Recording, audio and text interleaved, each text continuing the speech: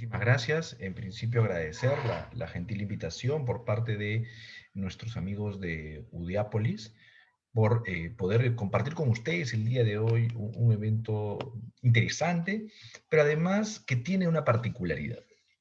Y es la particularidad se va a esbozar a la luz de la situación en la que nos toca vivir el día de hoy, puesto que hoy es el primer día en que ha entrado en vigencia el Código Procesal Constitucional. Como ustedes bien saben, se aprobó hace algún tiempo atrás, el Pleno del Congreso, el Código Procesal Constitucional, y en el marco de este Código Procesal Constitucional se estableció la necesidad, en todo caso, de proceder a poder identificar algunos espacios de mejora, ¿no? Yo justo suelo siempre destacar que cuando nosotros hacemos referencia al Código Procesal Constitucional, el Perú tuvo alguna particularidad específica.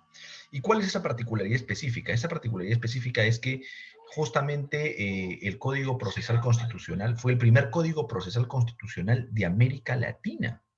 El Perú fue el primer país que se dedicó, que se encargó de establecer la existencia o la necesidad de articular en un solo ordenamiento jurídico lo que sería, en todo caso, el Código Procesal Constitucional, ¿no es cierto? Que iba a ser justamente un nuevo modelo y que justificaba que se genere una especialización en materia constitucional, cosa que es importante.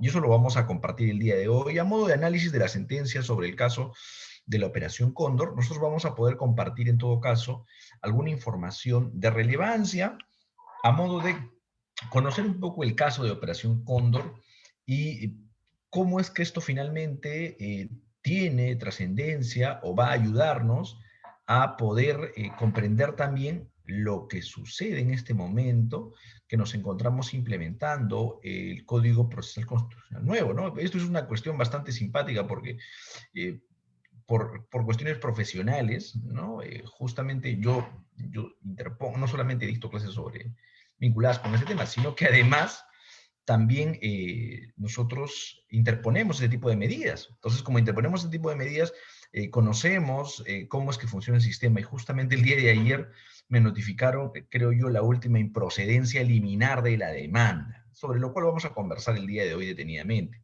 Entonces, cuando nosotros vamos a tomar como referencia el día de hoy este caso sentado en el expediente 258-2019 a proceso de habeas corpus, Tribunal Constitucional, vamos a evidenciar algunos datos importantes, vamos a evidenciar cómo es que en el camino del tiempo el proceso constitucional ha ido madurando.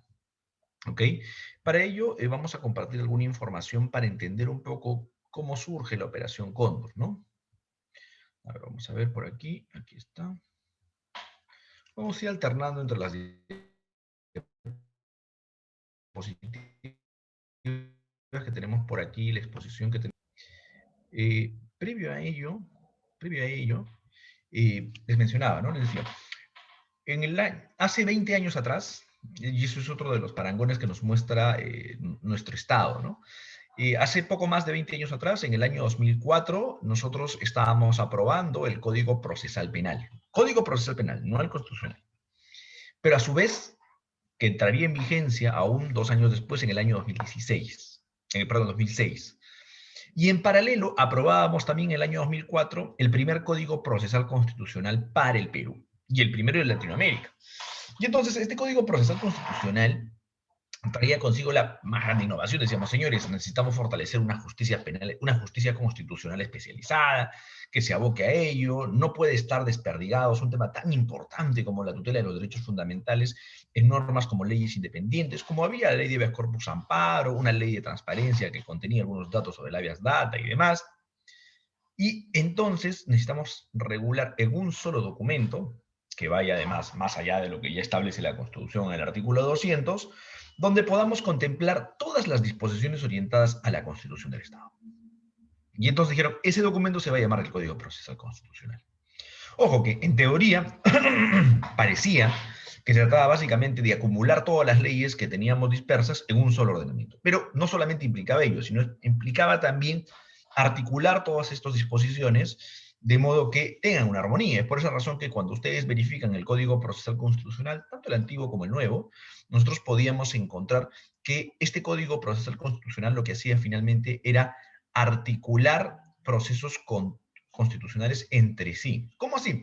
Porque va a regular o va a establecer algunas garantías o va a establecer algunas condiciones similares entre todos ellos. O sea, no solamente va a recoger un copy-pega respecto a cada una de estos procesos constitucionales, sino en especial va a encargarse de articular, en todo caso, todo lo que serán los procesos constitucionales orientados a la defensa de los derechos fundamentales. Soy un convencido y que más allá de la teoría, la defensa de los procesos constitucionales resulta de especial relevancia y debiera ser y debería tener esta especial relevancia. Cuando en su momento se hizo la evaluación de la Comisión Especial de Reforma del Sistema de Justicia, se establecieron algunos puntos importantes que justificaba se genere la reforma del sistema de justicia. Dentro de ellos se justificaba, por ejemplo, la reforma del sistema de justicia comercial, que llevó finalmente a la creación de los juzgados comerciales. Y se diría, pues, oigan, parte del desarrollo implica también el desarrollo económico y el desarrollo económico a su vez genera la necesidad que existan espacios donde las personas que sostienen relaciones económicas puedan coberturar sus necesidades de justicia. Y eso es un tema que es importante, pero creo yo que más importante que ese es justamente la tutela de los derechos fundamentales. Y esa es la razón de ser que motiva esta reforma al Código Procesal Constitucional. ¿Y por qué viene a ser la razón de ser por la cual se motiva este Código Procesal Constitucional?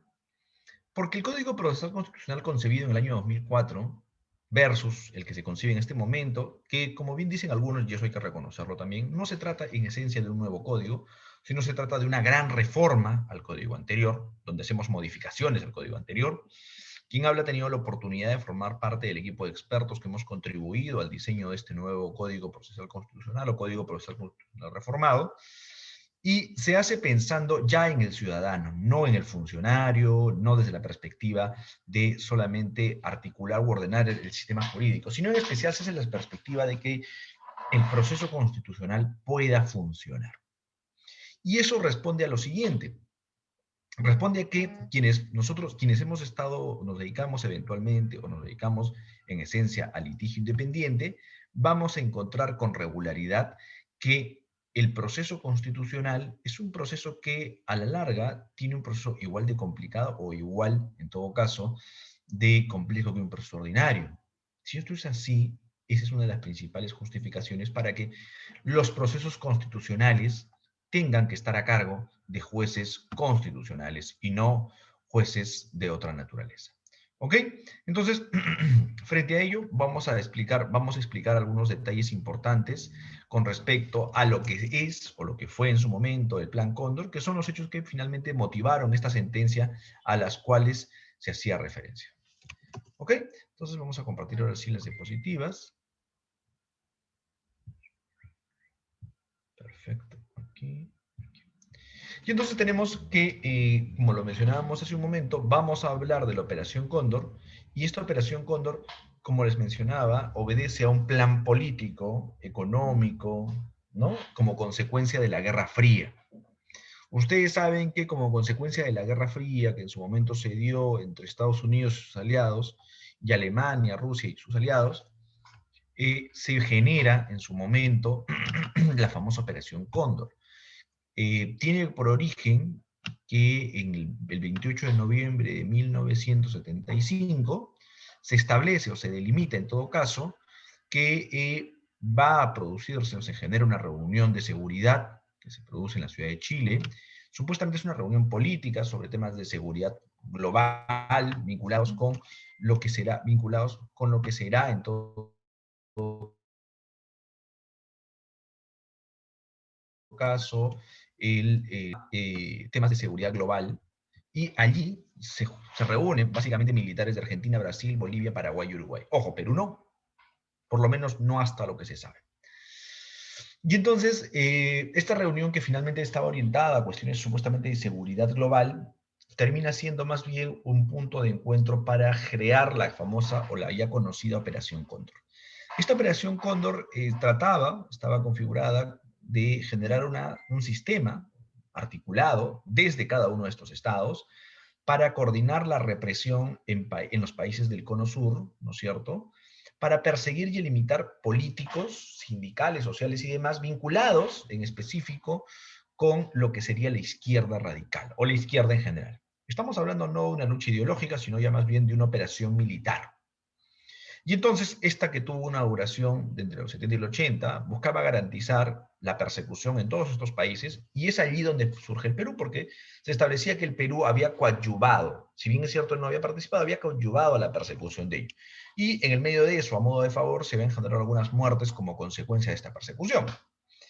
Delito que, a todas luces, trataría o, en todo caso, se enmarcaría en un delito de lesa humanidad. Estos son los hechos.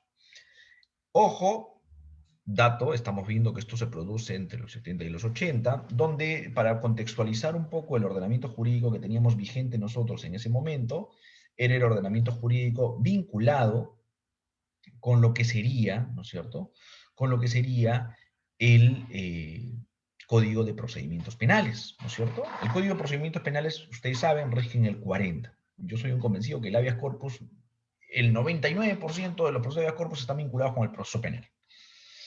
Y entonces, el Código del 40 recoge, y eso es un tema que también tenemos que tomar en cuenta, el Código del 40 recoge un proceso penal de un sistema mixto, ¿no es cierto?, orientado más al sistema inquisitivo, pero mixto finalmente, donde tenemos una fase de investigación preliminar a cargo del Ministerio Público, que agotada esta investigación preliminar por el Ministerio Público, corresponde en todo caso, luego de ello, que se genere, ¿no?, una comunicación al juez de instrucción para aperturar o abrir instrucción, y esta instrucción, que finalmente es una investigación, esté a cargo del juez instructor con un veedor de la legalidad, que es el Ministerio Público.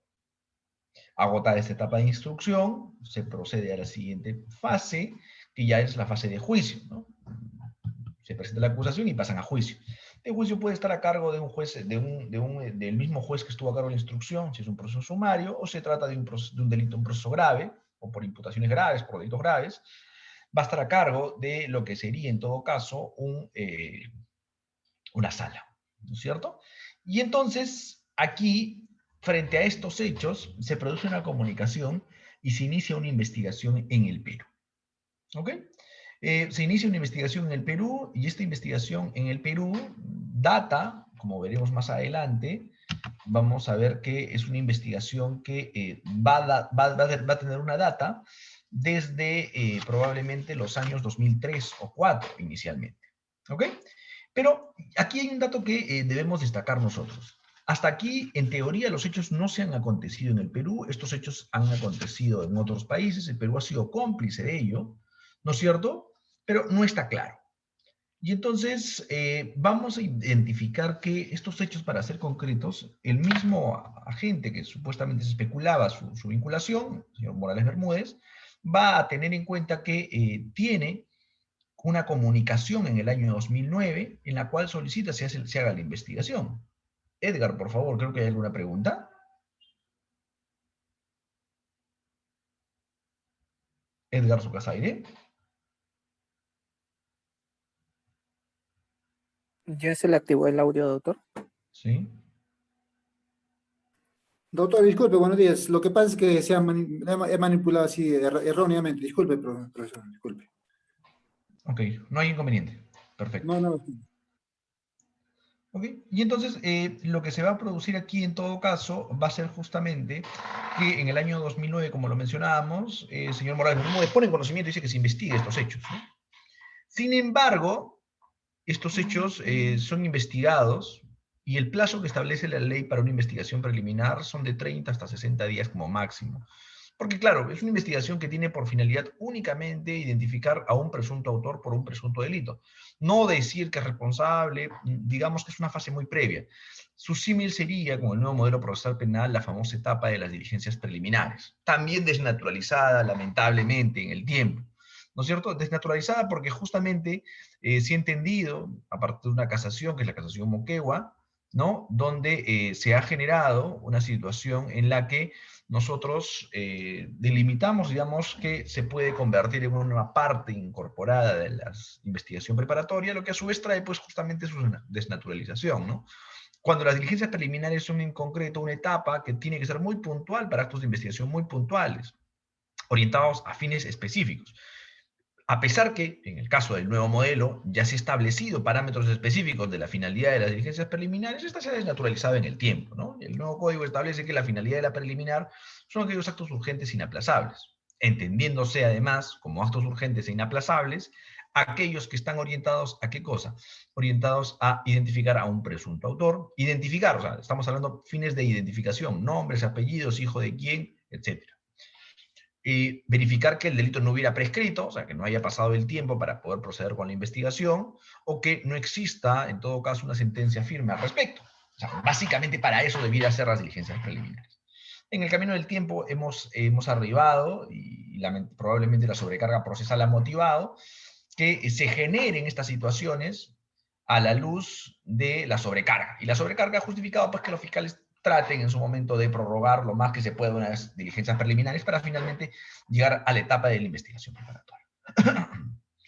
En ese contexto, nosotros vamos a advertir que en todo caso tendrá que, una vez comunicarse o agotarse la etapa de preliminar, comunicar al fiscal. Y entonces aquí es donde viene el segundo ítem a tomar en cuenta en el caso objeto de evaluación. Ya los delitos de lesa humanidad se venían discutiendo como consecuencia de la Segunda Guerra Mundial, y como consecuencia de la Segunda Guerra Mundial se termina firmando la Convención sobre la imprescriptibilidad de los delitos de lesa humanidad. ¿No es cierto? Como ustedes saben, nosotros a nivel global hemos creado, ¿no es cierto?, la Corte Penal Internacional con sede en Roma, que es la que se encarga o tiene competencia para juzgar delitos de carácter de lesa humanidad a nivel global. ¿Ok? Pero había muchos problemas justamente en lo que pasa con regímenes dictatoriales. Algo que pasa, por ejemplo, en países como Venezuela en este momento. Venezuela está sentada en una dictadura por mucho tiempo. O mejor, vámonos al otro extremo. Vámonos a Cuba. Cuba está sentada en una dictadura por hace muchísimo tiempo. Y podría ser posible que en ese contexto de dictadura se hubieran generado delitos de lesa humanidad, tortura, desapariciones forzadas, etc.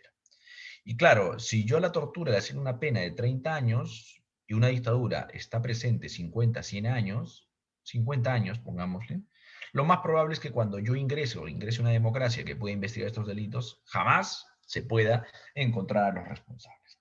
Y entonces, para dicho efecto, lo que vamos a hacer nosotros es generar esta convención sobre imprescriptibilidad, donde primero vamos a reconocer la competencia de la Corte Penal Internacional y que frente a la imposibilidad de competencia de los fueros ordinarios, será la competencia de la Corte Penal Internacional la que pueda asumir competencia respecto a dichos delitos. Pero además, vamos a establecer que los delitos de lesa humanidad son imprescriptibles en el tiempo, no puede aplicar la imprescripción. Y entonces aquí hay un detalle relevante, y esto es justamente porque se preguntarán ustedes por qué hacemos referencia. Porque este es el núcleo central el que entra en discusión en la sentencia bajo análisis. ¿Ok? Ojo, esta convención se da en el año 1968. Los hechos, que son objeto de análisis, que son objeto de imputación, en este caso al señor Morales Bermúdez, son hechos que sucedieron en nuestro país en el año 1980, presuntamente. Los hechos vinculados con desapariciones de personas. Sin embargo, la aprobación en el Perú de esta convención de 1968 de la imprescriptibilidad se aprueba el Congreso de la República en el año 2003. Entonces, a partir de 2003 en adelante, vamos a establecer la prescripción de los delitos es imprescriptible para los casos de lesa humanidad. Y entonces hasta ahí diríamos, bueno, ok, y entonces, como regla principal del derecho penal, es que las normas surten efectos no de manera retroactiva, sino siempre de manera ultraactiva, hacia adelante, ¿no es cierto? Siempre van a producirse hacia adelante, nunca hacia atrás. En ese contexto se genera la primera discusión. ¿Se puede o no se puede aprobar una convención de imprescriptibilidad de los delitos para aquellos delitos que se cometieron hacia atrás?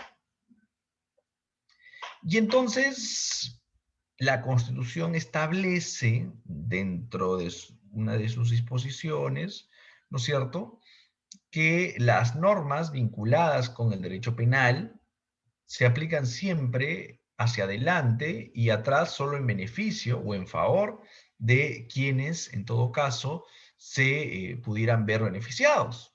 Por lo cual no existe retroactividad, la retroactividad solo es benigna. Frente a dicha disposición constitucional, no resultaba posible, sin que se modifique la Constitución, entender que esto se aprueba. Razón por la cual, cuando el Congreso aprueba este convenio, el Congreso lo aprueba con reservas. Y la reserva dice, oye, la disposición de la Constitución dice que esto se aplica para las instituciones jurídicas existentes, no pasadas. Por lo cual no podríamos aprobar. Entonces, vamos a aprobar esta convención de aquí en adelante, pero no hacia atrás. Y entonces es allí donde entra la sentencia 24-2010, proceso de inconstitucionalidad, que se da en el año 2011. Y entonces, para yo incorporar una sentencia o un proceso de inconstitucionalidad, yo necesito que se interponga la demanda durante los 6 primeros meses de emitir esta ley. Sin embargo, cuando se interpone esta demanda que motiva finalmente esta sentencia en este proceso de inconstitucionalidad, se habían vencido esos 6 meses. Y entonces, como se habían vencido esos 6 meses, no procedía que se declare la inconstitucionalidad. Y aquí es donde viene un problema. Entonces uno se preguntaría, bueno, pues entonces,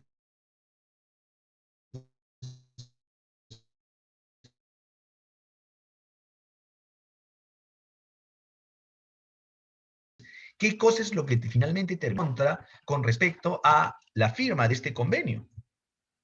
Y entonces aquí es donde nosotros vamos a delimitar, ¿no? Vamos a delimitar lo más relevante con respecto a lo que será esta sentencia. Esta sentencia establece, ¿no es cierto?, entre otras cosas, digamos que con una votación bastante dispar, ¿no? Porque hay bastantes votos en discordia, pero finalmente lo que va a establecer esta sentencia es, va a tratar de salvar supuestamente esta vocación que se pretendía mantener a la luz de lo que era justamente la imprescriptibilidad de los delitos de lesa humanidad. Y entonces la demanda va a ser declarada fundada en parte, ¿no es cierto? Y va a ser declarada fundada en parte, va a ser declarada fundada en parte porque va a declarar inconstitucionales algunas disposiciones de un decreto legislativo, ¿no es cierto?, que estaba vinculado justamente con la prescripción. Y dentro de ellas establece varios artículos. Sin embargo, sí va a declarar, ¿no?, que esta sentencia va a ser vinculante en la medida que pudiera generar una afectación, porque finalmente los tratados deben interpretarse en favor de los derechos humanos. Razón por la cual se establece que en esencia sí podía, ¿no es cierto?, sí podía, en todo caso, delimitarse, en todo caso, la afectación o en todo caso la prohibición de prescripción de lo que serían los delitos de lesa humanidad. ¿Ok? Y entonces, lo que vamos a advertir ahora es qué pasó en el marco del proceso. Ya hemos identificado eso. Ah, pero me olvidaba de algo importante. A la luz de ese proceso, emití esa sentencia, nosotros teníamos finalmente que se produce la formalización de la denuncia en el año 2016. ¿Ok? Estos son fechas o datos o momentos importantes en el caso que estamos postulando.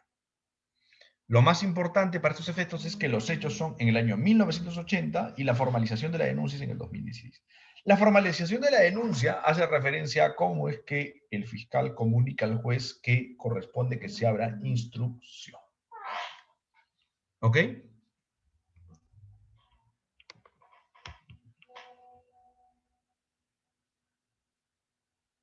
De allí vamos a advertir lo siguiente. Una vez que hemos identificado eso, ahora viene ya la necesidad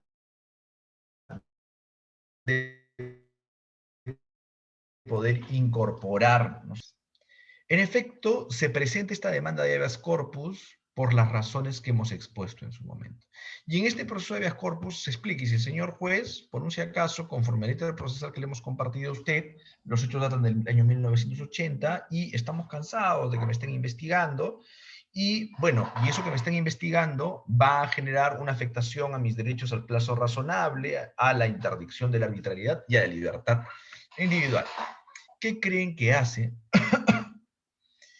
el sistema de justicia constitucional, en teoría, ¿no? Porque finalmente, claro, ustedes recordarán que a la luz del Código Procesal Constitucional se establecía que quien conoce los procesos constitucionales es más bien el juez penal, por lo menos en estos efectos. Y entonces, si el juez penal es el que conoce los procesos constitucionales, el juez penal es el que iba a revisar esto. Y uno decía, bueno, más o menos tiene lógica, porque si decimos que, a ver, el proceso constitucional está vinculado, en este caso el habeas corpus, está vinculado con la libertad de un individuo, y quien define regularmente la libertad o no de un individuo es el juez penal, parece razonable que el juez penal sea quien conozca estos casos.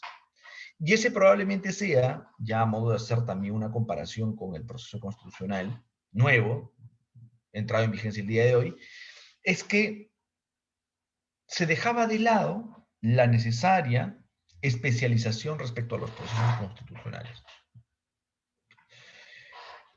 Si yo quiero un abogado que me defienda de un delito que me imputan, yo busco un abogado penalista. Si yo quiero defender mi derecho de propiedad respecto a un bien inmueble, yo recurro a un abogado especialista en temas inmobiliarios, en temas civiles, ¿no es cierto? Si yo tengo un problema vinculado con el pago de aranceles aduaneros, busco un abogado especialista en temas aduaneros. Pero si tengo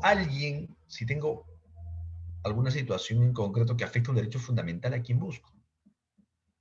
¿Debiera buscar a los demás o debiera orientarme a buscar a alguien especializado? Y entonces esta situación que era la que se esperaba, la que se buscaba con el Código Procesal Constitucional, es justamente la que se va a buscar finalmente concretizar a la luz del nuevo Código Procesal Constitucional. Y se va a concretizar porque van a decir, señores, la justicia constitucional es eso, es una especialidad. Y como especialidad corresponde que se encarguen a exclusividad a conocer temas constitucionales, para poder justamente especializar la justicia. Y esa es una de las principales razones por las cuales hoy por hoy a los habeas corpus no los va a conocer los jueces penales, sino que lo van a conocer los jueces constitucionales. En el caso de Lima, justamente esa era una de las principales críticas. Decían, señores, en Lima tenemos 13 juzgados constitucionales. Estos juzgados constitucionales, estos 13 juzgados constitucionales, tendrán competencia, tendrán suficiente capacidad para poder resolver, atender todos los pedidos de procesos constitucionales que existan, no lo sabemos. Sin embargo, si bien es cierto, si bien no lo sabemos, también vamos a advertir que lo adecuado es que sea justamente la justicia especializada la que resuelva. Porque resolver un proceso de habeas corpus, un amparo, un habeas data y demás, no puede, no debe ser igual que resolver un proceso vinculado con la libertad de una persona en el marco de un proceso penal, donde los elementos y los parámetros a evaluar son distintos, ¿no? Más bien se termina contaminando al juez penal con cuestiones de carácter constitucional. Entonces, vamos a advertir que se tenga necesariamente que establecer la necesaria identificación de espacios independientes. Y entonces les mencionaba que una vez que se presenta la demanda, se postula un rechazo liminar de la demanda. ¿Y cuál es el argumento del rechazo liminar de la demanda? El argumento del rechazo liminar de la demanda es el siguiente. Señores, usted al formular su demanda no ha precisado cuál es el bien jurídico, el bien constitucionalmente protegido afectado. Oye, pero te acaba de decir en su demanda que unos hechos del año 1980, que estamos en 2009, y no hay nada. Y entonces, ¿cómo me puedes decir que no sea delimitado? Ah, no, lo que pasa es que yo entendía que el habeas corpus solamente procedía cuando una persona es metida presa entre las rejas. Y eso no es justamente el habeas corpus. Ustedes seguramente conocerán la amplia tipología que existe respecto a los procesos constitucionales. Y en ese contexto, entonces, en primera instancia se declara improcedente, a razón a lo que les explico. En segunda instancia, se confirma esa improcedencia liminar y termina reculando al tribunal. El tribunal termina, en todo caso, perdónenme, el juez de segunda instancia termina diciendo justamente, confirmando esta demanda inicialmente, Y dicen, bueno, señores, lo que pasa es que no se ha identificado el bien constitucionalmente protegido. Y claro, lo que pasa es que cuando uno postula una decisión de este tipo, lo que esperaban los jueces era que justamente haya lo que les estoy mencionando, una privación de una persona, alguien que está metido en las rejas y no puede salir sin justicia. ¿Ok? Una imputación penal. Esta imputación penal, que puede ser ficticia o imaginaria, en todo caso, va a justificar, hoy por hoy, ya un pronunciamiento. Y esto del rechazo liminar se generaba por la sobrecarga procesal en algunos casos y en algunos casos por la falta de especialización. Pero la pregunta, o en todo caso por la limitada interpretación que se hacía respecto al derecho a la libertad, donde se entendía que el derecho a la libertad se agravia solamente cuando una persona está condenada o encerrada en un establecimiento penitenciario, en una cárcel, sin que exista un proceso. Y entonces existía, ojalá se acabe ello, más o menos una presunción de que si es que alguien tiene un proceso y está preso, está bien, ¿no? Porque el proceso justifica la legalidad de su apreciamiento, ¿no? Es más, justamente hace un par de días he interpuesto yo un habeas corpus en razón de un cliente mío y que la respuesta ha sido, como les mencionaba al inicio de esta exposición, el último rechazo liminar que he recibido, ¿no? Les cuento un poco el caso, que además es un caso sintomático, un caso bastante frecuente, y que a pesar de que ya existe alguna jurisprudencia al respecto, se sigue dando con cierta recurrencia. Resulta que un señor, una persona, un ciudadano, como consecuencia de la pandemia, busca la necesaria posibilidad de tener que salir adelante, pues, ¿no? Y obviamente en ese contexto se viene la pandemia. Y entonces, bueno, como muchos peruanos, durante la pandemia decide reinventarse. Y entonces, ¿cómo es que se reinventa? Él decide, bueno, yo voy a buscar cosas que pocas personas puedan hallar, me refiero a cosas lícitas, por si acaso, entonces libros y cuestiones que la gente pueda requerir, y yo se las compro por encargo de ellos, gente que está ocupada y no tiene tiempo, yo me encargo de comprarla. Y entonces, como yo me voy a encargar de comprarla, en todo caso, ellos me van a pagar ese delivery, ¿no? Digamos que es una especie de un driver, algo así como un Globo, algo así como un Rápido, cualquiera de los proveedores de este tipo de servicios. Y en ese contexto vamos a proceder a que se dedique este servicio. Pero ¿qué pasa? Ya tengo me compro una moto y, ok, ahora lo que me falta, una vez que ya teniendo ya la moto, lo que me falta más bien es agarrar e identificar que yo pueda tener mi licencia para manejar la moto. Y en ese contexto, para que yo pueda manejar mi moto, en todo caso, yo voy a necesitar lo siguiente. Yo voy a necesitar, para poder manejar mi moto, una licencia. Y entonces comienzo a buscar, estoy en plena pandemia, ¿ok? Estoy en plena pandemia. Y en plena pandemia, entonces yo decido iniciar una búsqueda para obtener una licencia. Encuentro una página, ¿no es cierto?, con buenos comentarios, bien calificada, con varios likes arriba, con comentarios de sí cumplen, bien ahí, y entonces digo, ok, parece que son serios. Digo, señores, yo quiero tramitar una licencia para conducir un vehículo automotor menor, una moto. Ok, señor, estamos en plena pandemia, pero yo necesito, porque quiero empezar a trabajar, quiero aprovechar esta coyuntura y empezar a trabajar. Y entonces, como quiero aprovechar para empezar a trabajar, le vamos a decir, sí, no hay problema. Por favor, ¿qué necesita? Tiene que pagar usted aquí 450 soles, enviarnos una fotografía suya, y una vez que tengamos todo ello, vamos a iniciar el trámite para que usted pueda pasar la evaluación y demás documentos, para que usted pueda conseguir la licencia de la moto. Pero por un si acaso le dice, yo quiero algo verdadero, no quiero algo falso, ¿eh? Por favor, no se preocupe, nosotros aquí tenemos las licencias verdaderas. La licencia verdadera va a estar, mire, esta es una foto de la verdadera y esta es una foto de la falsa. Dice, ok, perfecto. Él hace el pago, una vez que hace el pago, recibe un documento, ¿no es cierto? Recibe un documento en el que va a encargarse de decirle, señor, felicitaciones, usted ya tiene una licencia de conducir y le adjuntamos esta la licencia y además, si usted gusta, aquí está la dirección electrónica de la municipalidad, ¿no? Donde usted va a poder verificar que su licencia es original, porque allí usted puede revisar en todo caso cómo es que esta licencia puede verificarse como real o no. Dice, sí, ok, perfecto.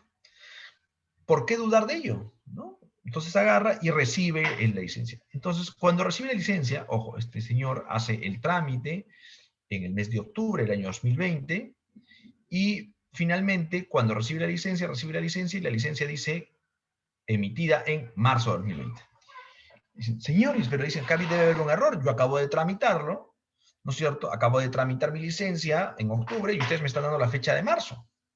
¿Cómo es que yo puedo saber entonces de que esto es falso? Señor, mire, primero, ojo, a ver, acá tenemos una foto falsa y acá está uno verdadero. Esto de usted es verdadero. 2, usted puede verificar en la página web. 3, es cierto, la fecha de marzo está saliendo así. Sí, pero eso obedece a la pandemia, señor. Lo que pasa es que esto, la máquina que tenemos por la pandemia no puede cambiar la fecha y eso es la fecha que tenemos. Ah, y bueno, pues no, me voy. Hasta allí, esos son los hechos iniciales, ¿ok? Los hechos antecedentes.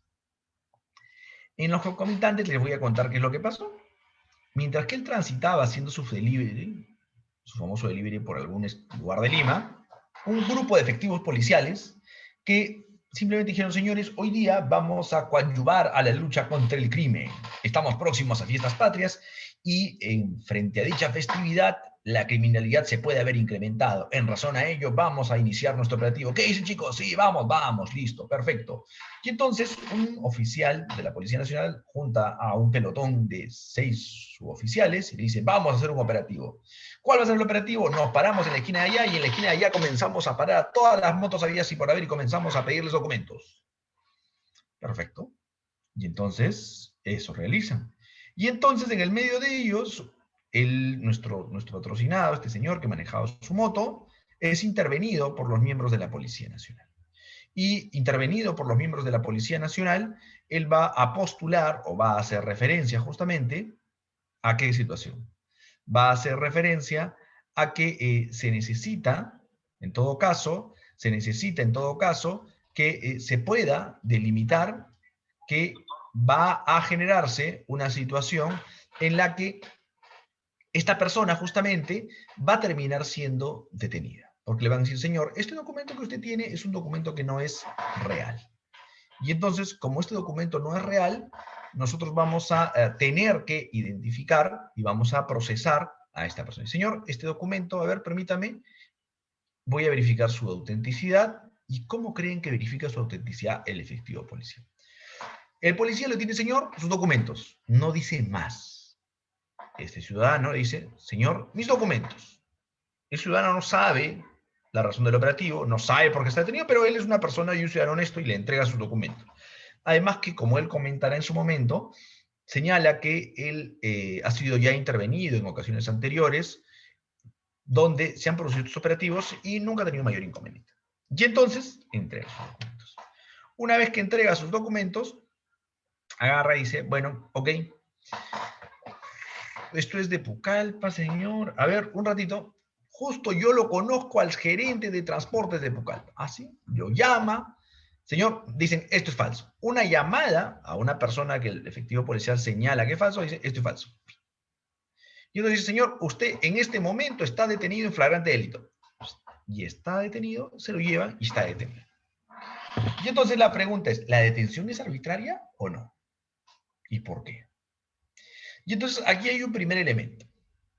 La Constitución Política del Estado establece que solamente se puede detener a una persona en 2 circunstancias. La primera es bajo el mandato motivado y escrito de un juez, ¿no es cierto? Una orden de detención. Preliminar, prisión preventiva, condena, la que ustedes quieran. Y la otra es flagrancia delictiva. Y entonces aquí hay 2 momentos. El momento en el cual es intervenido y el momento en el cual es detenido, ¿no es cierto? Y entonces esta persona, cuando está manejando su moto y se le interviene, esa intervención tiene que ser algo, ¿no es cierto? No es, o sea, solamente es control de identidad. Y entonces yo me tengo que ir necesariamente, para entender esto, al Código Procesal Penal. Y el Código Procesal Penal me va a contemplar que existen solamente 2 posibilidades. La detención en flagrancia o, en todo caso, la retención. Y entonces, la retención involucra que un efectivo policial podrá retener a una persona hasta por el plazo máximo de 4 horas para efectos de identificación, si y solo si hay indicios de la comisión de un delito. O sea, tendría que saber que esa persona que está conduciendo está vinculada a los indicios de la comisión de un delito. En ese contexto, la intervención resulta siendo irregular. ¿Por qué? Porque además de ello, el Reglamento Nacional de Tránsito ha establecido que las únicas personas facultadas para poder solicitar la entrega de documentos es la policía asignada al control del tránsito. Y en este caso, estos policías están dedicados a otras actividades. En ese contexto, la intervención se convierte en irregular, porque es una detención, es una intervención que se genera en el margen de la ley.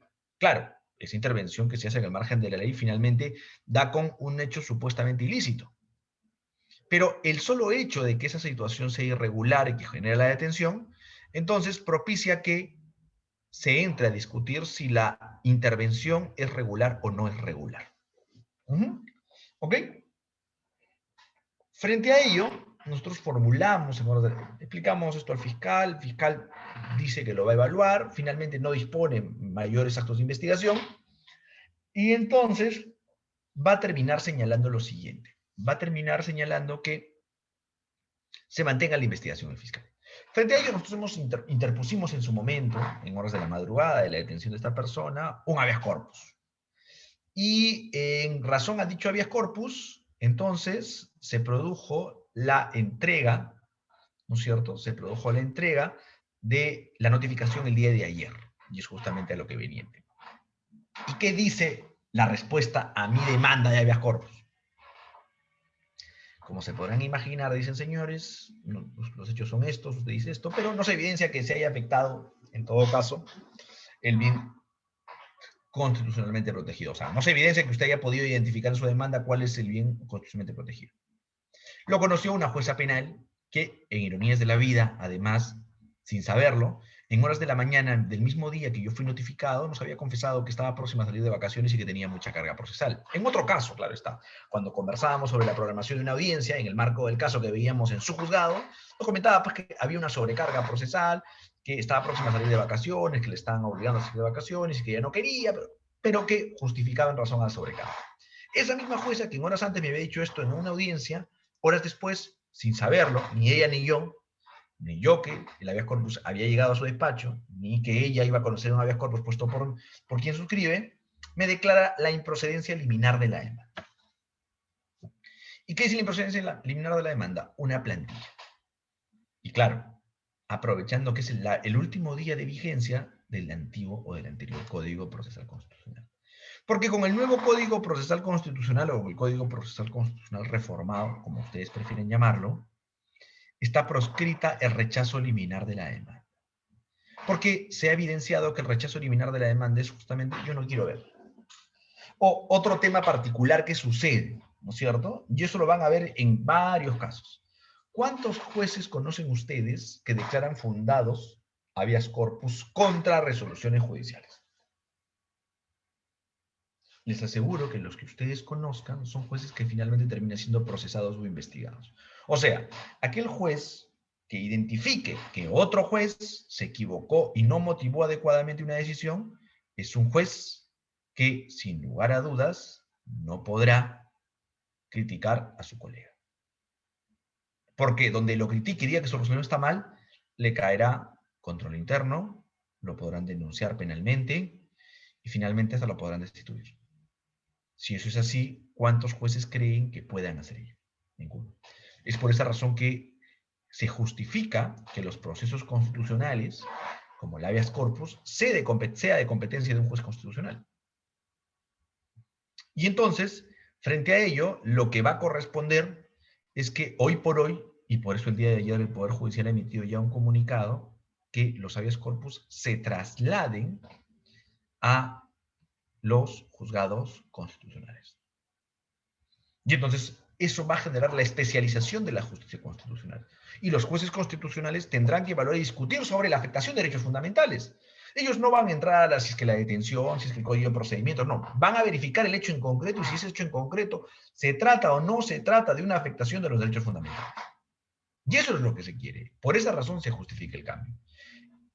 este proceso de habeas corpus, que estamos discutiendo el día de hoy sobre el Plan Cóndor, la Operación Cóndor, es un proceso de habeas corpus que ha durado muchísimo tiempo. Es un proceso de habeas corpus que ha durado casi 4 o 5 años. ¿Eso es un proceso de tutela urgente? El argumento en su momento del rechazo liminar de la demanda aquí era que no se ha identificado cuál es el bien constitucionalmente protegido. Porque lamentablemente, y eso también es otra práctica, se entiende a veces, algunos jueces entienden, que el solo hecho de que alguien esté sometido al proceso penal no se trata de una afectación al derecho fundamental, a la libertad. Sin embargo, eso se da a pesar que ya el Tribunal Constitucional ha sentado jurisprudencia donde ha establecido justamente que es el solo hecho de estar siendo investigado en el marco de un proceso penal, incluso con comparecencia simple, genera una fricción de carácter psicológico en quien padece el proceso penal, lo cual, sin lugar a dudas, es una afectación al derecho a la libertad, sino que, lamentablemente, se ha entendido que la libertad se afecta únicamente cuando se priva en su totalidad, cuando hay cuestiones de grado que van a afectar la libertad en menor medida que la privación de la libertad. Y entonces, esta modificación es sumamente respetable, porque a partir de este momento, a partir del día de hoy, las demandas de habeas corpus que se incorporen al proceso necesariamente van a exigir un pronunciamiento de fondo. Obviamente es una decisión que, claro, han salido por ahí algunas voces desde la administración pública, no desde la defensa particular, no desde el ciudadano, que señalan pues que esta situación es una situación delicada, porque va a generar una sobrecarga judicial. Pero claro, si los jueces de por sí tienen mucho trabajo, tienen una sobrecarga judicial, y ahora les van a decir, además de ello, ya no me puedes agarrar una plantilla, un copy-paste y rechazar liminarmente, sino que ahora tienes que atacar el fondo. ¿Qué implica el fondo? Que el juez va a tener que leer, va a tener que leer los hechos que se postulan y a la luz de esos hechos tendrá que decir, ¿está bien o está mal? ¿Hay afectación a los derechos fundamentales o no hay afectación a los derechos fundamentales? Y entonces allí va a ser justamente el momento oportuno para discutir esta situación de los derechos fundamentales. Mientras que antes había boca muda, no hablaba nada el juez, y te decía con un rechazo liminar, hoy por hoy pasamos a ello. Y entonces, en el caso que estamos postulando, finalmente se decide admitir a trámite. Y se discute justamente estos elementos. Se discute si es que se ha generado o se ha propiciado la afectación a estos derechos supuestamente vulnerados. Plazo razonable, interdicción de la arbitrariedad y debido proceso. Y entonces, en la afectación a esto, en la supuesta afectación a estos derechos, se va a materializar del siguiente modo. Dicen, bueno, y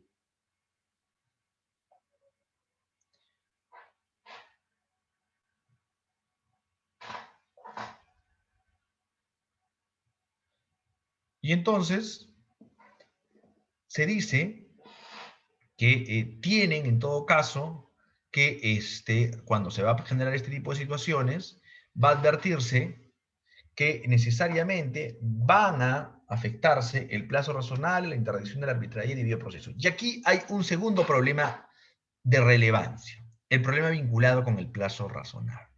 Y es un problema común, porque aunque pareciera que es un problema únicamente que se podría evidenciar de manera eventual, y quizá podríamos decir, bueno, lo que pasa es que ya nos hemos adecuado al nuevo modelo y el nuevo modelo procesal penal es más garantista. Es más, en todo caso, ojo, tengo además dentro del proceso un código procesal constitucional.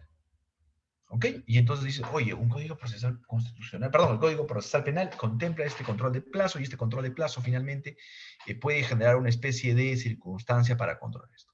Y ahí voy a aprovechar para compartirles alguna información que nos permite dar algunas inferencias al respecto.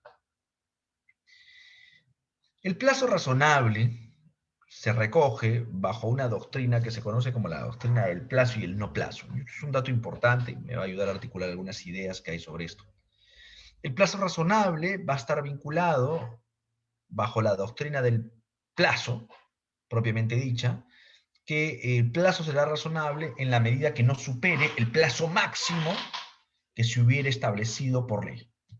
¿No? Entonces, a ver, si la ley dice que el plazo de la preliminar son 60 días, si la ley me dice que el plazo de la preliminar son 120, que la ley de la preliminar me dice que son 3 años, eso es razonable. Y, sin embargo, En el caso de lo que serán, más bien, la doctrina del no plazo, vamos a hacer referencia a el plazo estrictamente necesario. Es un plazo que no se puede definir en abstracto, sino que es un plazo que se puede definir a la luz de lo que corresponde en cada situación en concreto. En ese contexto, vamos nosotros a advertir lo siguiente. Vamos a advertir que el plazo que corresponde aplicarse es mixto, es ambas doctrinas. El plazo estrictamente necesario sin nunca superar el plazo legal.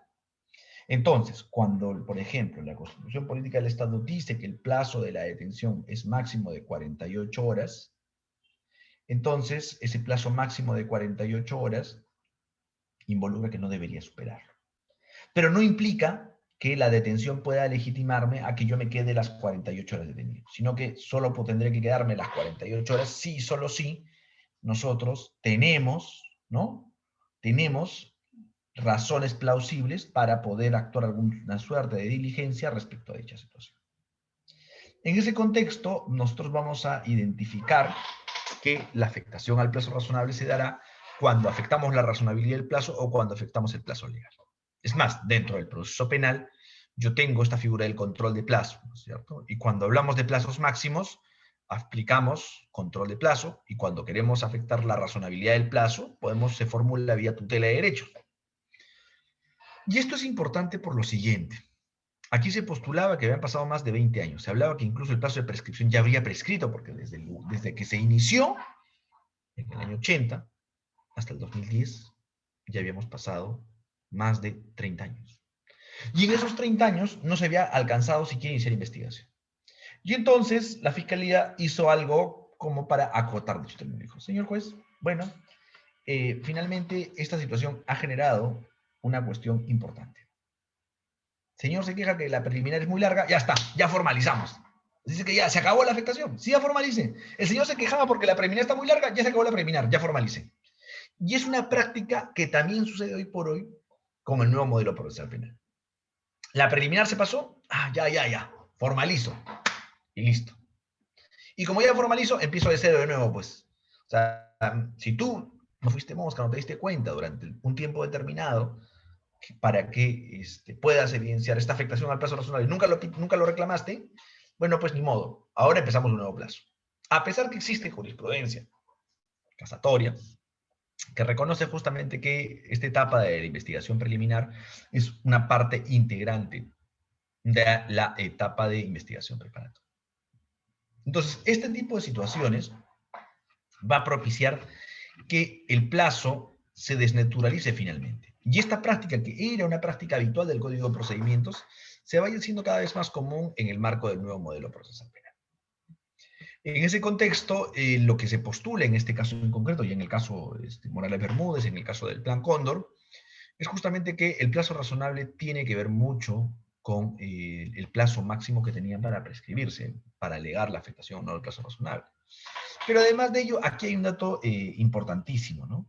Y es donde entra en juego las famosas convenciones sobre la prescripción de los delitos de lesa humanidad. Y es justamente lo que mencionaba hace un momento. Habíamos dicho que el Perú había tomado la decisión de incorporarse y aprobar y hacer suyo en el Congreso la Convención sobre la Imprescriptibilidad de los Delitos de Lesa Humanidad en el año 2003. Los hechos fueron del año 80, pero el proceso fue realizado, en todo caso, con posterioridad. Pero lo importante es que para el año 80, en el que se produjeron los hechos, no existía esta convención de imprescriptibilidad.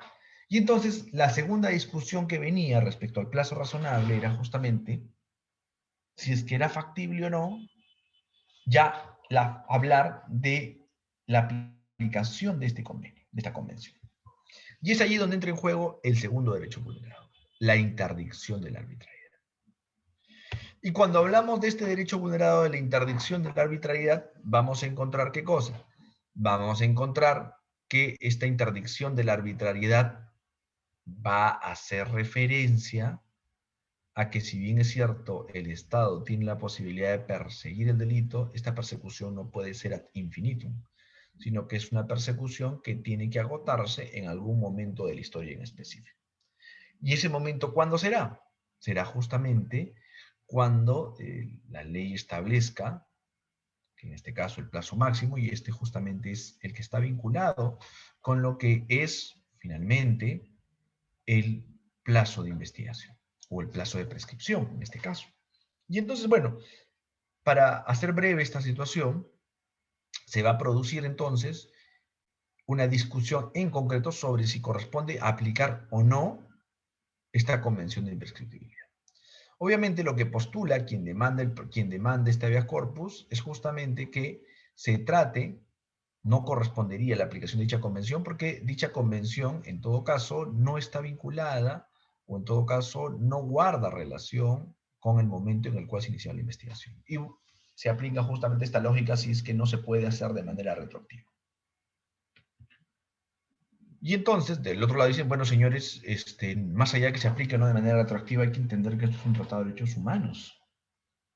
Y entonces, aquí corresponde hacer una interpretación desde la perspectiva de los derechos humanos. Y eso trae a colación una modificación también importante.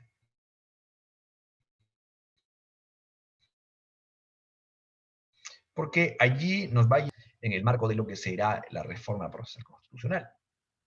Porque vamos a verificar que cuando la incorporación que se hace, ¿no es cierto?, en el Código Procesal Constitucional, hoy más o menos nuevo, ¿no?, se hace referencia justamente a que las interpretaciones que se hagan, básicamente, va a estar contenido en el artículo 8 del Código Procesal Constitucional nuevo, por decirlo algo, el que entró en vigencia el día de hoy, establece en la parte final que en caso de incompatibilidad entre una norma convencional y una constitucional, los jueces prefieren la norma que ofrezca a la persona y a sus derechos humanos, la que más favorezca. Entonces, en este caso, esa es la interpretación que se hace. Señores, a ver, la investigación, ¿a quién interesa? ¿Ok? Porque por un lado decíamos, oye, aquí de por medio también está el famoso derecho a la verdad. Este derecho a la verdad debiera afectarse o no debiera afectarse. ¿O es que solamente me debo preocupar por el derecho de esta persona con respecto a lo que será sus derechos de persona investigada? Y entonces allí se empieza el debate. Se empieza una discusión entre el derecho a la verdad y lo que va a ser el derecho a, en todo caso, a conocer o a que esta persona no sea perseguida de manera ilimitada por un tiempo indeterminado. ¿Qué hacemos? Allí dice el tribunal. Y es por eso que el tribunal genera una serie de argumentos que vamos a ir conociendo en el detalle. Y dice así, lo que va a establecer esta sentencia, en principio, va a hacer referencia a cuál es la naturaleza del habeas corpus, ¿no es cierto? Y entonces dice, oye, la naturaleza del habeas corpus va a ser identificar que el hecho que tú denuncies como inconstitucional, estamos hablando de esta privación de la libertad o esta afectación a los derechos de la libertad y demás, tiene que redundar en una afectación que sea negativa, o sea, no querida, real, actual, directa y concreta al derecho a la libertad personal. O sea, necesariamente tiene que encontrar vinculación. Y en este caso hay vinculación, por supuesto, porque es un proceso penal. Y en el proceso penal, obviamente, está detrás la definición o la decisión de afectar la libertad individual. El Tribunal Constitucional, además de ello, va a destacar que más allá de que el Ministerio Público hubiera postulado un delito u otro, dicha acción es postulatoria, por lo cual no se trata de una afectación propiamente dicho. Y eso es un dato que con regularidad hace el Ministerio Público. Señor juez, nosotros estamos en investigación, ni siquiera en una acusación. Entonces, no podría limitar nuestra facultad constitucional a investigar. ¿Cuál es la afectación que se ha realizado? Entonces dice, ok, por lo cual, si bien es cierto, al formalizar la denuncia, al emitir la formalización de la denuncia, al emitir una acusación, o en todo caso solicitar una medida coercitiva, se va a vincular a determinados principios como la interdicción de la arbitrariedad, también es cierto que este es un órgano que es autónomo. Y entonces, él no tiene facultades para disponer per se la coerción de estos derechos. Por lo cual, finalmente, no existiría la afectación, porque la afectación la podría emitir un órgano como el Poder Judicial, pero no es el caso. Entonces, eso justifica, a la luz del argumento de defensa, que no habría ninguna afectación a la libertad individual. Y entonces, En ese contexto, ya existe jurisprudencia, les había comentado a ustedes, que establecía justamente sobre identificar la necesidad de la afectación al derecho al plazo razonable y demás. Entonces, es más, la sentencia recaída en el expediente 33013-2011, proceso de habeas corpus, ya ha señalado pues justamente que la duración excesiva de las investigaciones preliminares resulta atentatoria al derecho a la libertad personal. Y no solo porque se deduzca que aflija o no aflija al investigado, ¿no es cierto? Sino porque ésta manifiesta una perturbación a su derecho a la locomoción. ¿Por qué? Porque finalmente esta persona va a alterar su desarrollo normal porque está vinculada a un proceso penal. En ese mismo sentido, ¿no es cierto? Ya entrando al segundo derecho afectado, el Tribunal Constitucional en esta sentencia va a hacer referencia a la supuesta afectación al plazo razonable. Y justamente va a cuestionar este rechazo liminar. Y va a decir más o menos algo así. Es cierto que el Código Procesal Constitucional, el antiguo, el que estaba vigente hasta ayer, permitía el rechazo liminar de la demanda. ¿Ok? Pero ese rechazo liminar de la demanda requiere que haya un examen previo de la constitucionalidad de los hechos que se demandan. Y no puede ser hecho de manera general. ¿Ok? Y si bien es cierto, las medidas que restringen o limitan la libertad individual es correspondencia o es de los jueces, y que los actos del Ministerio Público no suponen per se una incidencia negativa contra la libertad personal, también es cierto que eso no exime de la responsabilidad de los jueces constitucionales de evaluar cuando se trate de una amenaza o violación de derechos fundamentales. Y por ende, sí va a ser procedente la evaluación de proceso de habeas corpus, siempre que se evidencie una amenaza o violación de derecho conexo. ¿Ok? Si es que yo evidencio que hay una amenaza, una violación o derecho conexo, va a corresponder que se presente una demanda de habeas corpus, incluso cuando se presente contra el propio Ministerio Público. Porque además de destacar que el Ministerio Público, bajo el nuevo ordenamiento procesal penal, además tiene facultades de detención que antes no tenía, por lo cual sí podrá ser pasible también de formular en su contra un proceso de habeas corpus.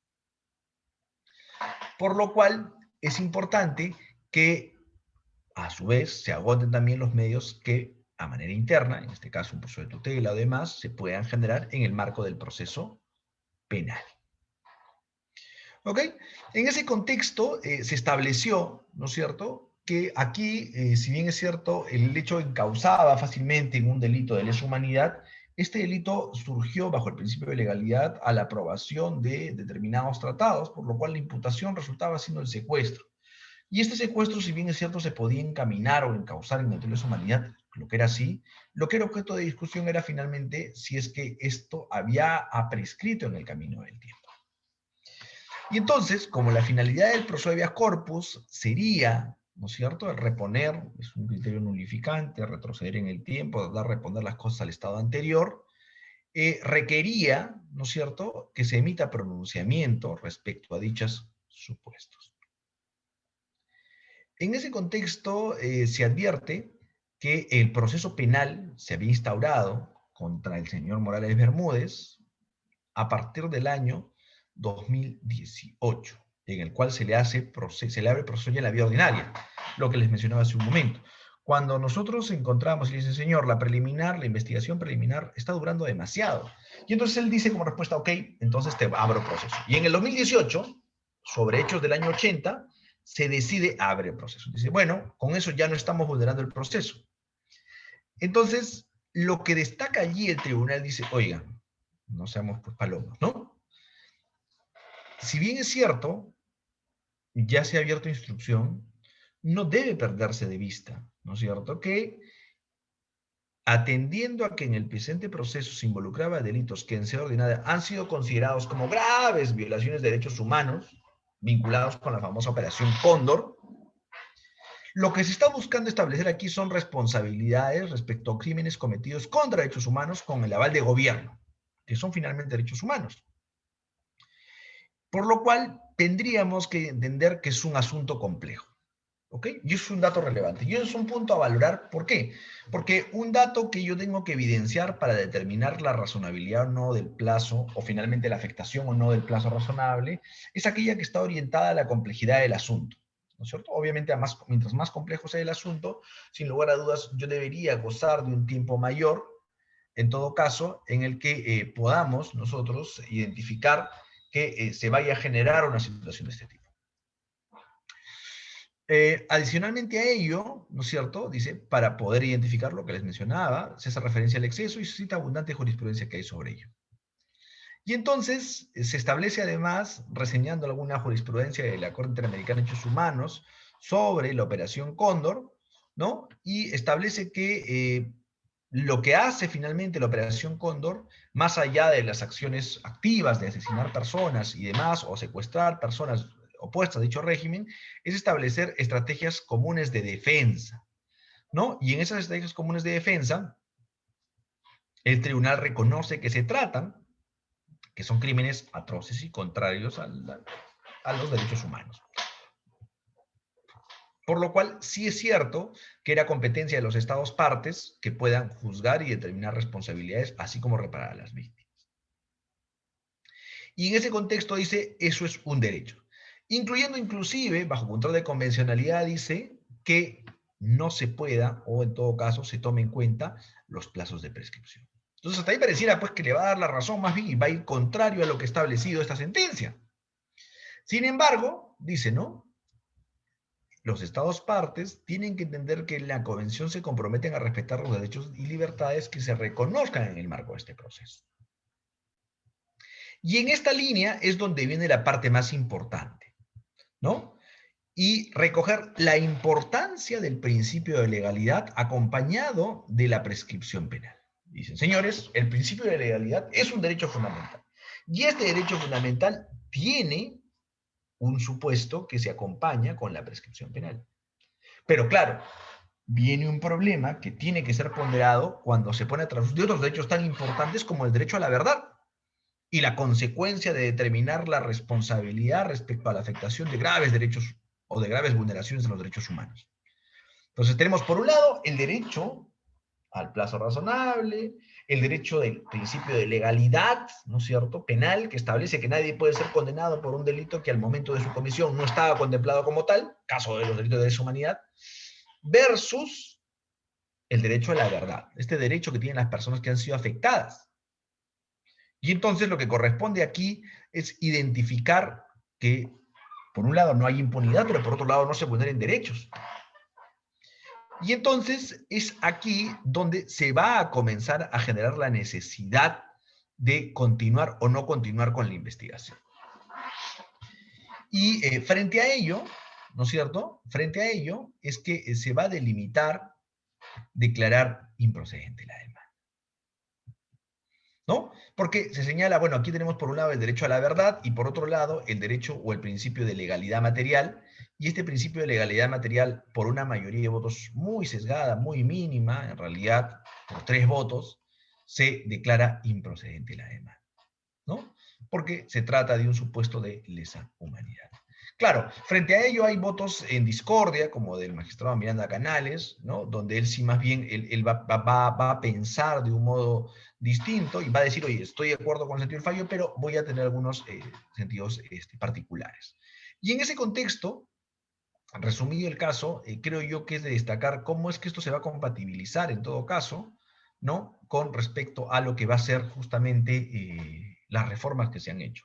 Y entonces, una de las principales reformas, y yo les mencionaba a ustedes que aquí, por ejemplo, decíamos, oye, ¿qué le hago caso a lo que dicen los derechos fundamentales o las normas vinculadas con derechos fundamentales en el fuero ordinario? Que estaba, por ejemplo, este convenio que me decía que no procede en todo caso la aplicación o no, o la interpretación o no de estos tratados de derechos humanos, o a los tratados de derechos humanos o convencionales. Finalmente aquí lo que va a decir el código es, mira, aquí lo que importa, más allá de los tratados convencionales, más allá de los derechos fundamentales, es identificar qué cosa es lo que favorece más a la persona y sus derechos humanos. Otra de las modificaciones importantes que va a recoger esto, justamente va a ser la referida a los famosos amicus curiae, ¿no? Este tema de los amicus curiae es uno de los temas que, por ejemplo, va a traer mayor resquemor o va a generar una situación mucho más de mayor debate. ¿Y por qué va a generar una situación de mayor resquemor o mayor debate? Cuando ustedes han visto un proceso, por ejemplo, yo siempre suelo poner este ejemplo, el caso de los procesos por aborto, por ejemplo. En el caso de los procesos por aborto, resulta pues que está en discusión si se puede legalizar el aborto. Pongo un ejemplo, ¿ah? Ojo, no está este caso en debate, si es que se puede generalizar el aborto a la luz de la primera semana de gestación.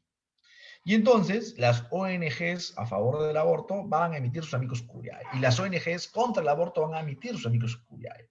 ¿Eso ayudará o complica el proceso constitucional?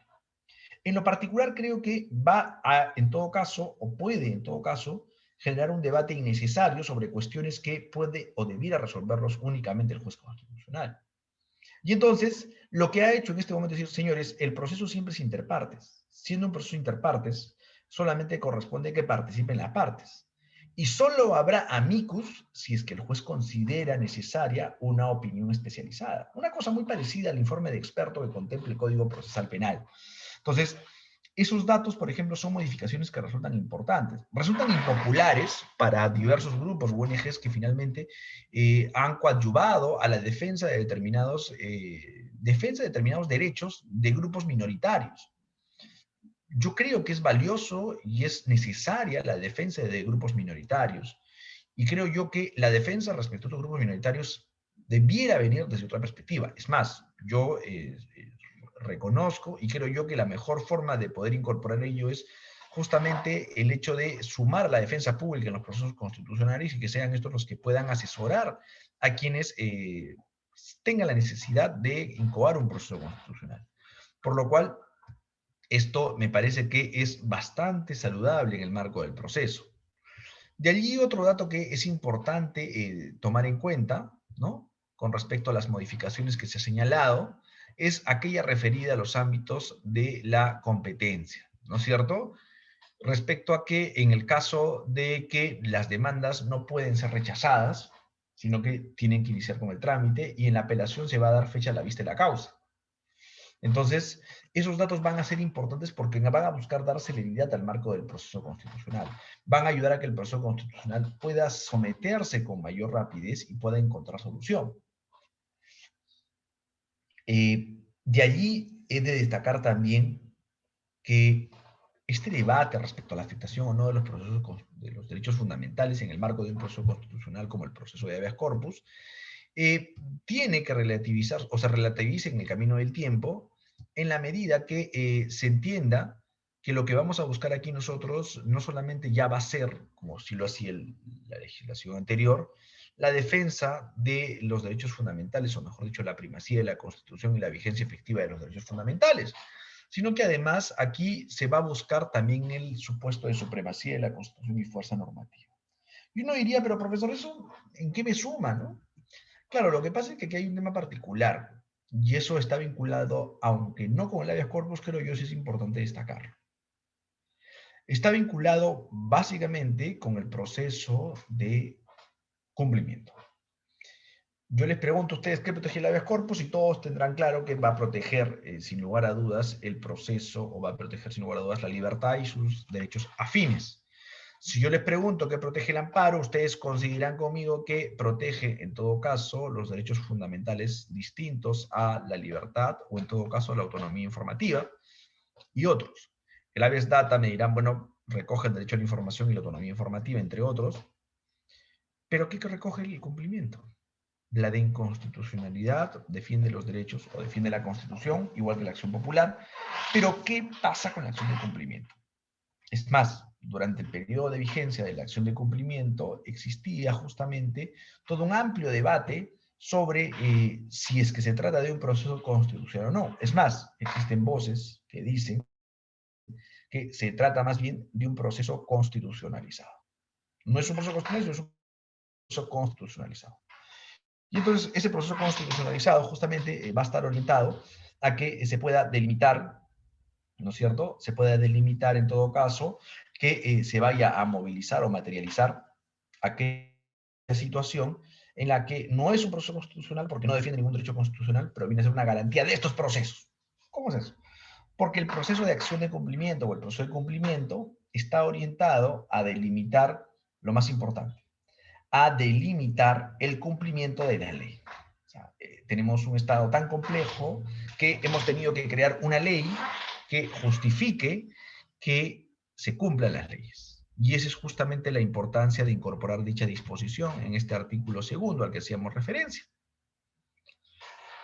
De allí hemos identificado, ¿no es cierto?, el tema de comprender un poco sobre los amicus curiae. De allí hemos hablado sobre la necesaria aplicación de las normas que favorezcan a las personas. Y vamos a ver aquí que se va a aplicar, y es un dato importante también, hablamos en el artículo 9, se habla sobre la aplicación de normas de otros ordenamientos jurídicos. Y claro, lo que tenemos que comprender aquí, cuando nosotros hacemos referencia justamente a la necesaria recurrencia a otros ordenamientos, por ejemplo, es muy normal que en el marco de un proceso penal, ¿no es cierto?, yo termine citando o termine adhiriéndome a alguna disposición de carácter del Código Procesal Civil. Y entonces, con ello yo puedo, en todo caso, delimitar y responder a cuestiones que no están contenidas en el marco de un proceso penal. Y lo propio se establecía en el proceso constitucional. No se decía que, como era un nuevo ordenamiento, este nuevo ordenamiento podía jalar o trasladar algunas situaciones de otros ordenamientos jurídicos, ¿no? Y uno diría, bueno, parece muy gaseoso, muy teórico, pero justamente el caso del señor Vladimir Cerrón es un caso que permitió evidenciar una situación de estas. Ustedes seguramente recordarán, Vladimir Cerrón presentó un habeas corpus en Huancavelica, en Huancavelica le dan finalmente este habeas corpus, declaran fundado, se va en apelación. Y en apelación, en la audiencia de vista, se postula lo siguiente, importante, miren, a mí me gustó mucho el planteamiento y me parecía interesante. No fue muy bien, me parece, no tuvo la fundamentación, la resolución emitida por el juez al respecto, pero sí me parecía interesante el argumento postulado por el abogado que ostentaba o que explicaba justamente el habeas corpus postulado. Y él solicitaba el traslado de la competencia. Entonces, claro, ustedes busquen el Código Procesal Civil y no existe. Busquen el Código Procesal Constitucional y tampoco. Y entonces él utilizaba la figura del traslado de la competencia contenido en el Código Procesal Constitucional. Como ustedes bien sabrán, el traslado de la competencia en el Código Procesal Constitucional lo que hace regularmente es permitir que la competencia por cuestiones territoriales pueda ser trasladada a otro espacio en razón a cuestiones de seguridad, en razón a cuestiones de necesidad pública. Un caso emblemático al respecto fue el caso sobre un proceso penal orientado al Andahuaylazo, por ejemplo, o en todo caso el proceso generado en Puno en su momento con respecto a un alcalde, que motivó que este proceso se traslade fuera de la zona. O en Cajamarca se trasladó otro proceso vinculado a la minera que estaba generando una convulsión social muy compleja en la ciudad de Cajamarca, se trasladó a Chiclayo, justamente para poder garantizar la integridad de los jueces, de los operadores y también la independencia por parte de los jueces. Esa era la razón de ser del traslado de la competencia. Y este abogado postulaba en el proceso habeas corpus, decía, señores jueces, ustedes aquí, con extrema celeridad, se está produciendo la apelación de esta sentencia de habeas corpus, pero además de ello, el presidente de esta corte ya ha dicho que aquí hay actos de corrupción, ha dispuesto una investigación, ha dispuesto un proceso, ha dispuesto una serie de eventualidades. Lo que ha quedado en evidencia que el presidente de corte ha fustigado a estos jueces, por lo cual ya carecen de independencia suficiente. Y en ese contexto corresponderá entonces, y solicitamos por ello con mucho respeto, el traslado de la competencia. Yo, para darle fuerza al traslado de competencia, hubiera postulado una recusación por cuestiones de carácter objetivo, ¿no es cierto?, distintos en una causal abierta, para poder postular una asunto de recusación para acompañar este traslado de competencia.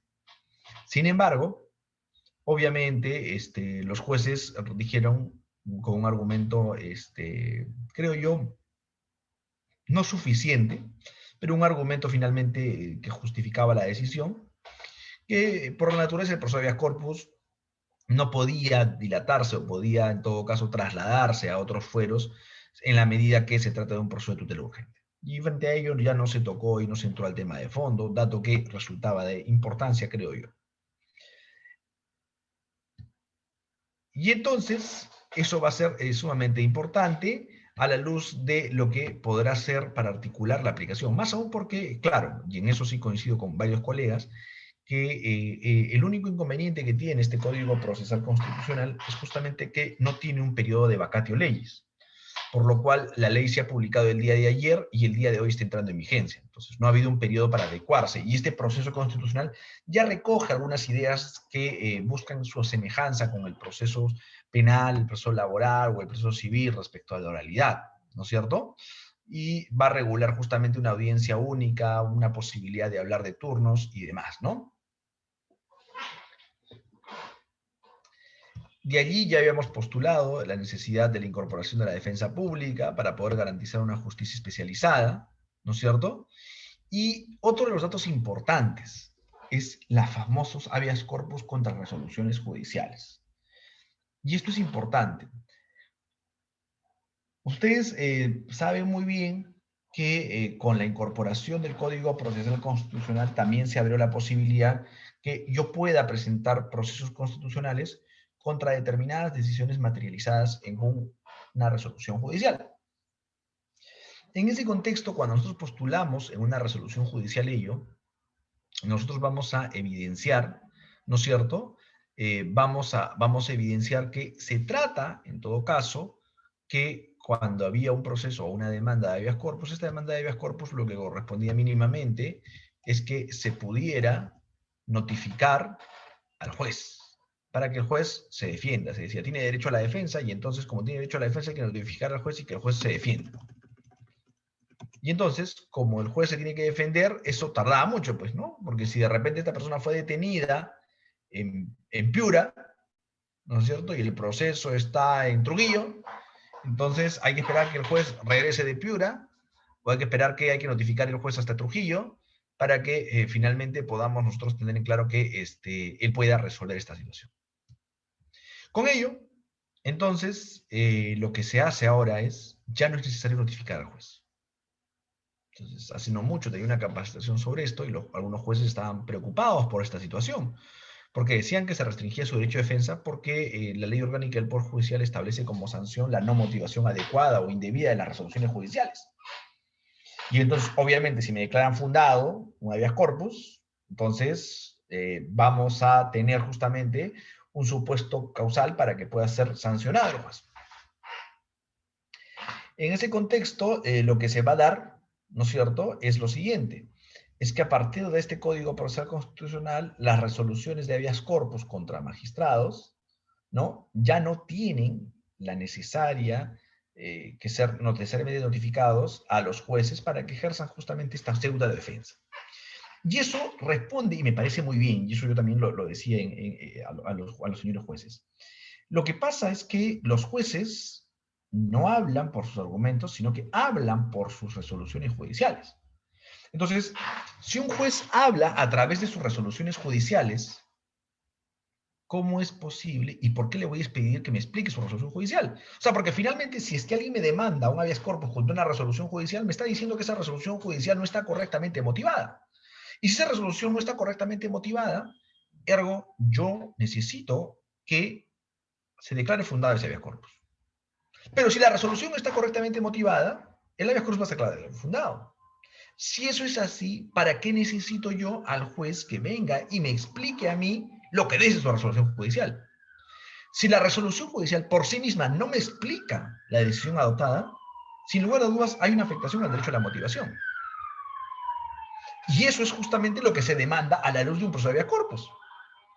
Pero si yo para entender una resolución judicial necesito que el juez venga y me explique la resolución judicial, entonces, ¿cuál es el sentido de la propia resolución judicial? O sea, tácitamente estoy convalidando desde el Estado la afectación al derecho a la motivación en el marco de las resoluciones judiciales.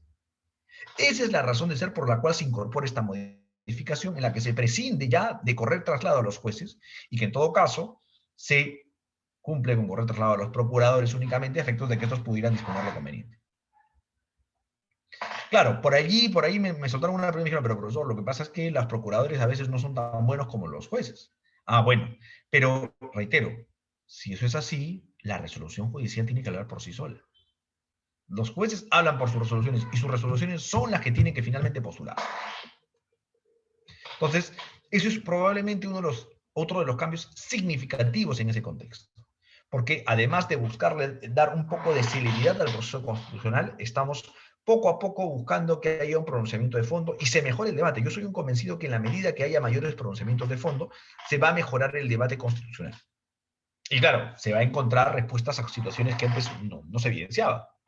Se va a descargar mucho, creo yo, el Tribunal Constitucional, ¿no?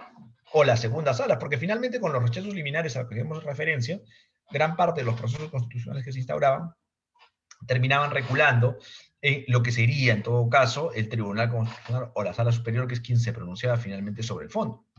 Y es una situación que debiéramos nosotros evitar a la luz de lo que será, en todo caso, los procesos constitucionales.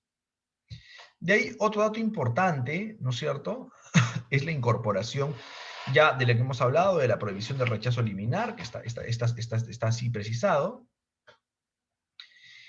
De allí se ha incorporado que se pueda ofrecer medios probatorios,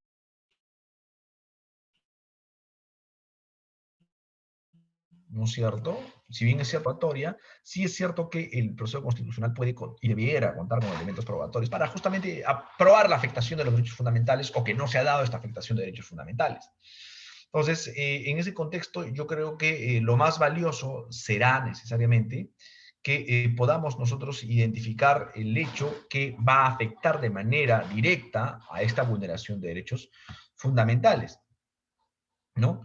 De allí también es de destacar, ¿no?, que se incorpora que para los procesos constitucionales de amparo, data y cumplimiento, se establezca, ¿no es cierto?, que existe una audiencia única que se notifica al momento de, en todo caso, generar la demanda, cosa que no requeriría para el corpus, pero que va a orientarse esto a la oralidad del proceso, ¿no? Va a orientarse a la oralidad del proceso, ¿no? Y finalmente también se establece y le otorga facultades a los jueces constitucionales para que sean los jueces constitucionales los que puedan solicitar la exhibición de documentos, ¿no? Cuando, por ejemplo, yo tengo un proceso de tutela de derechos, que es un proceso o un microproceso dentro del proceso penal, orientado a la afectación de los derechos fundamentales, yo tengo un estadio donde, o mejor dicho, yo tengo como exigencia como juez que el fiscal tiene que entregarme la carpeta fiscal para yo defenderme a la luz de lo que establece esa carpeta fiscal.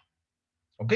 El juez, cuando va a verificar la afectación o no del derecho fundamental que se postula, lo que hace es, en todo caso, verificar y tener a la vista la carpeta fiscal. En ese contexto, lo que se le está otorgando es un símil al juez constitucional para que el juez constitucional finalmente pueda postular o pueda incorporar o solicitar la exhibición de determinados documentos.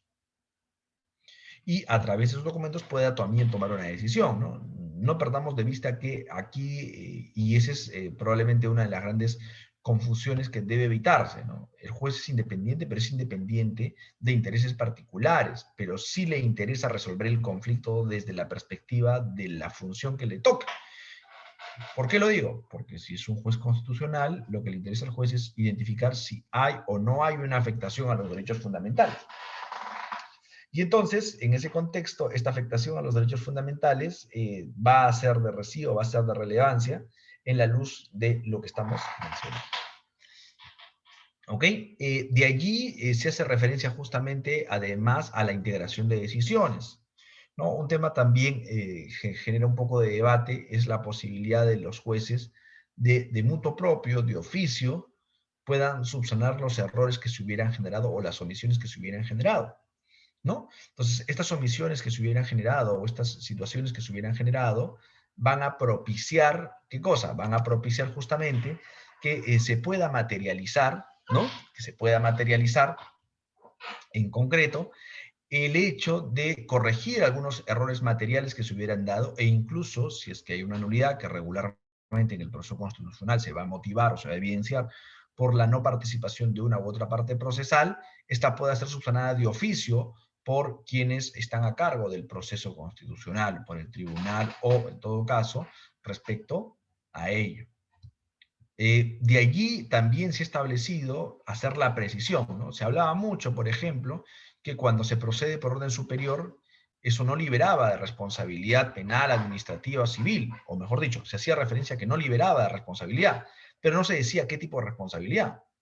Y entonces, en ese contexto, lo que vamos a hacer aquí ya es precisar que se trata de qué tipo de responsabilidades, civil, penal, administrativa y demás, con lo cual genera y deja abierta la posibilidad a que, como consecuencia del proceso de habeas corpus, si se ha identificado esto, se pueda disponer la generación de estas responsabilidades múltiples. Entonces, podría disponerse que se remita copias a la Procuraduría para que la Procuraduría finalmente instaure proceso penal, administrativo, civil, ¿no? Y eso es relevante y probablemente es algo a lo cual tienen miedo muchas veces los funcionarios, porque esto puede acabar con la carrera de uno u otro funcionario, ¿no? Entonces, por ejemplo, en el caso que estamos postulando nosotros en algún momento al inicio de nuestra sesión, el caso de los policías que intervienen de manera irregular, en todo caso, estos policías, sin lugar a dudas, merecen cuanto menos, además de la responsabilidad penal, una sanción de carácter administrativo, ¿no? Que será la que justifique o la que imponga el órgano competente. De allí también es de destacar, ¿no? De ahí también es de destacar que parte de los elementos que se van a esgrimir en este proceso que se está iniciando, en esta reforma de este proceso constitucional, ¿no? Van a ser justamente la importancia de garantizar de que los derechos fundamentales va a corresponder o va a ser de aplicación, ¿no? A lo que es los derechos fundamentales de las personas, ¿no? Ayer me comentaban, me decían, oigan, pero las personas jurídicas pueden tener derechos fundamentales o no. Por ahí hay una jurisprudencia, me indican que sí, yo en lo particular creo que no, creo que estos derechos fundamentales son inherentes a las personas por su propia naturaleza, lo que no implica que puedan tener una suerte de relación con lo que serán en todo caso las personas, pero necesariamente son entes independientes.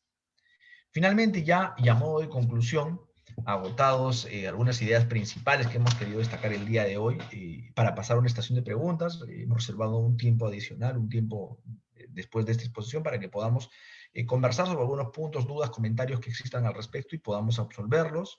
Y si no, en todo caso, podemos hacer una suerte de resumen, así es que quedo a disposición de cualquier pregunta, duda o comentario de quienes nos acompañan en la sala el día de hoy. Muchísimas gracias.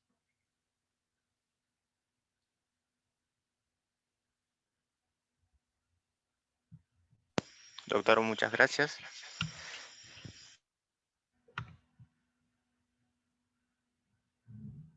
A ustedes, en todo caso, yo quedo a disposición. ¿Alguna pregunta, comentario, alguien de los presentes? Sí, si tienen preguntas, estimados participantes, hay la opción chat, también pueden activar el audio.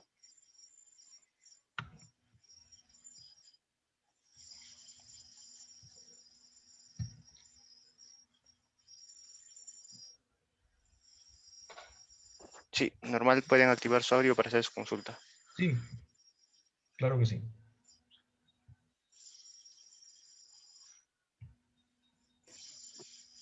Creo, doctor, que un participante, además de ello, también fue muy claro, doctor, referente al, al tema que se ha tratado del habeas corpus. Gracias también por ser parte de Udiápolis. No va a ser la única ponencia que tendrá, sino vamos a tener más programadas.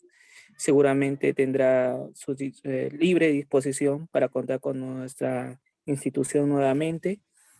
Cuídese mucho, doctor, que Dios le bendiga y un abrazo a la distancia de parte del Instituto de Capacitación y Actualización Udiápolis. Claro que sí, muchísimas gracias. Por aquí creo que hay una pregunta, por acá me dicen aquí hay un caso que se tuvo la detención, rechazan argumentando la tutela de derechos. Claro, ahí hay una gran pregunta, ¿no? La tutela de derechos con respecto a los procesos constitucionales y el proceso de habeas corpus, ¿no? Claro, no hay que perder de vista que el proceso constitucional es un proceso de carácter residual, ¿no? Siendo un proceso residual, lo que nos dice es que hay que agotar las vías intraprocesales que pudieran buscar satisfacer este derecho fundamental. Ahora, lo que hay que ver es cuál es el objeto de protección, porque finalmente la tutela de derechos tiene un marco general de aplicación, y la tutela de derechos establece, por ejemplo, la protección del artículo 70, o sea, dice la garantía del artículo 71 del Código Procesal Penal. Por lo cual, frente a la afectación de los derechos contenidos en el 71, puedo formular tutela de derechos. Pero lo que yo puedo discutir en el proceso constitucional es la afectación a un derecho fundamental determinado.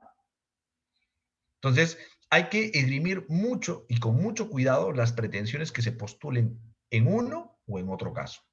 Pero sí, en efecto, la tutela en algunos casos puede ser relevante. Ahora, claro, también es cierto que, por ejemplo, la tutela de derechos muchas veces es mucho más célere, en especial bajo el Código Procesal Constitucional anterior, resultaba siendo mucho más célere que el propio proceso constitucional. Yo tengo procesos de habeas corpus que empezaban con mi rechazo liminar y de ahí los tengo en apelación por más de un año. Mientras que yo, en cuestión de presento una tutela y me convocan a una audiencia en el lapso de 15 o 20 días.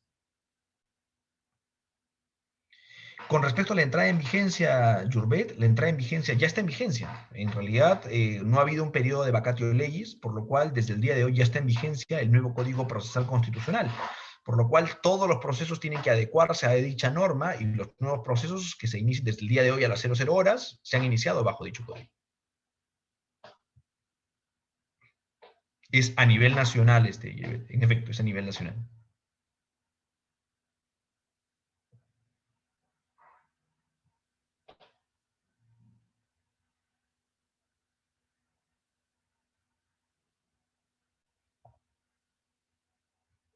Los costos en los procesos, como todo proceso constitucional, está liberado de costos.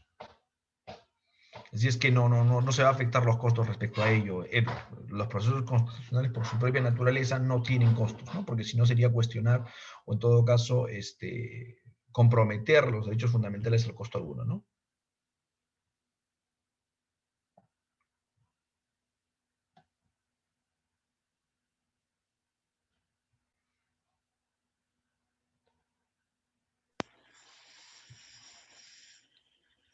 Muchas gracias, doctor, muy amable. También a todos los participantes, muy agradecido. En la tarde tenemos una clase, les vamos a estar enviando la invitación a los grupos. Muchas gracias. Listo. Muchísimas gracias a ustedes nuevamente. Ha sido más que grato estar con ustedes y conmigo será en todo caso, si no hay mayores preguntas, hasta otra oportunidad. Muy buenas tardes con todos.